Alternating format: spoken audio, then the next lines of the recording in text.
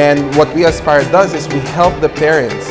As parents, like myself, I'm guilty sometimes, or most of the times, because we're so busy with work, we're so busy with our professional life, and we have to make sure that we take a step back and provide the right amount of support that we can give our kids.